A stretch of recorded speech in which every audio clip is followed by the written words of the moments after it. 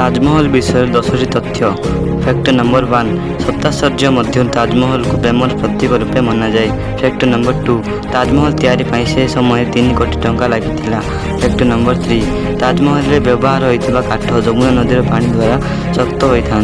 Fact number 4 Taj Mahal दुनिया रे सबुठार अधिक देखा महल अटे। फैक्ट नंबर 5 ताजमहल चारि कांथ को एभली डिजाइन करा जायछि जे भूमिकंप आसिले मध्य एहा मझिरे थिबा मकबरा रे पड़िबो नाही। फैक्ट नंबर 6 ताजमहल रो रंग सकाळे गुलाबी दिन रे धला और संध्यारे सुना रंग रे देखा जाए।